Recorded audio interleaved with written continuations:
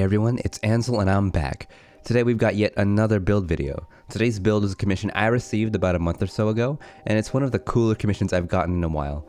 It's an $850 keyboard build and I can't wait to show you guys how I did it. But before we get into things, let's start with today's video sponsor, PCBWay. PCBWay is your one-stop shop for printing custom PCBs or creating one-off / small run GBs for your next custom keyboard project. Right now they are having their annual end of the year big sale, which runs from December 2nd to December 31st. To show their gratefulness to their customers, they are offering free Christmas cash coupons, lucky draws, and more.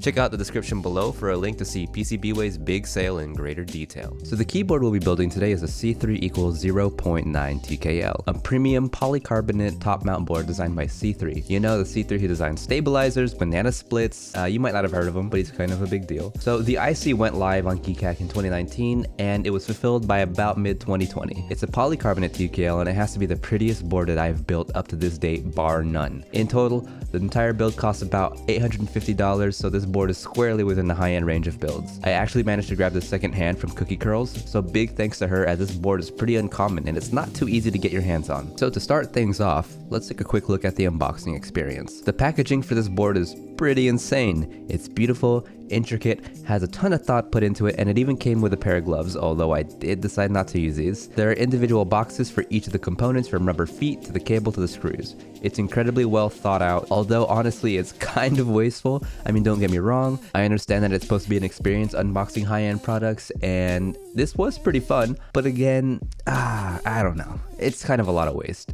In the grand scheme of things, it's not nearly as bad as some mega corporation, but whatever. Now moving on here, we can see some of the components for the build. We've got a solder PCB with tons of RGB, a polycarbonate plate, and a brass plate. For this build, I'm going to be going with the brass plate, and we're also going to be using the silicone layer. This is what the client wanted, and I also just thought it would pair really well with the Holy Pandas, and honestly, I just thought it would look really good too. I mean, that brass plate is beautiful. By the way, this is the client's first keyboard ever, so I'm kind of glad that we get to build something that is incredibly premium for them, and I know they're not going to regret this. Now for the stabs, I went with Durock V2s. The housings are lubed with 205G0 and the wires are balanced and lubed with XHT BDC. And by the way, I'm no longer Holy modding client builds. Tet, the creator of the mod, let me know that the Holy mod might have some longevity issues with the band-aid. He's changing it up now to fix that, but the last thing that I would want to do is put a client in a spot where they need to spend money to have a preventable issue remedied by me or another builder. For example, I would rather have them just have to fix their stabs by using a syringe to insert lube for ticking, rather than the solution having to be the soldering the entire board just to remove a band-aid from the stabilizer. Now moving on, let's take a look at the case.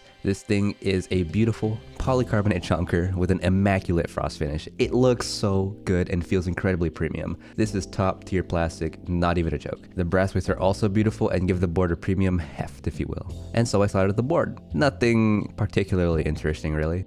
Now if you did notice, I did throw in some PE foam in there. Now before the PE foam haters get all up in my face, let me say this: preference reigns king. Live and let live, and that's all I have to say about it. Just let people do what they want to do. Once I had finished completely soldering the board, I decided to change out the bra mat for something that I thought would be a little more aesthetic before finishing the board, and so I went with the GMK Japanese Modern Desco desk mat. I just love how clean it looks, and yeah, I think it pairs really well with the board. Now for the keycaps, we are going with SA Godspeed keycaps from Drop.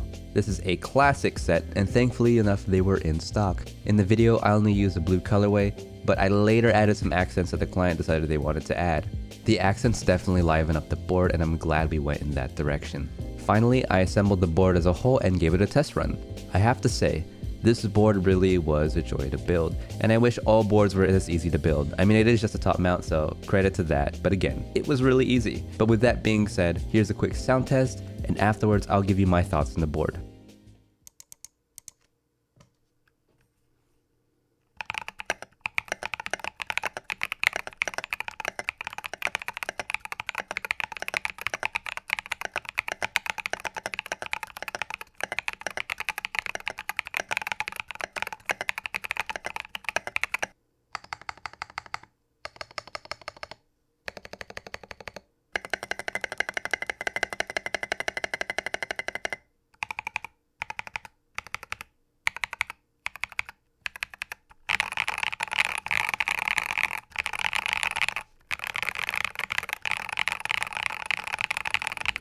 Alright, and that's the board. So thoughts on typing feel.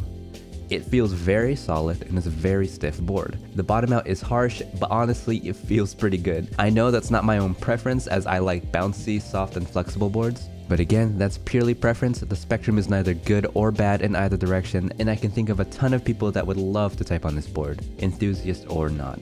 As for the sound, the board sounds very nice. It sounds deep, full, and has a ton of impact and snap as a result of the brass plate and pull bottom out of the Pandas. I think without the PE foam and some linears, it would have sounded much deeper, and the typical characteristics of polycarbonate cases would have shown through much more. But even so, the PE foam is actually far more subtle in effect than I thought it would have been. The keycaps and the switches play a much larger role in crafting the sound of this board, so that's actually kind of cool. Even with the PE foam, this board sounds far and away from a Jelly Epic or a Mr. Suit, so it still ends up sounding very unique, and the PE foam haters can go away. Finally, moving on to aesthetics, this board is gorgeous. The finish is perfect. The RGB is amazing, and even though I typically don't like RGB, I love it on this board. And what's funny is, if we weren't using switches with black opaque housings, we weren't using the brass plate, we weren't using the black PE foam, the RGB would have been even more intense. The side profile is great, the brass weights are beautiful, and overall the board is stunning. It's just that the software is kind of jank. I don't get it, but whatever. It's still really nice. Finally, let's talk about the value of the board.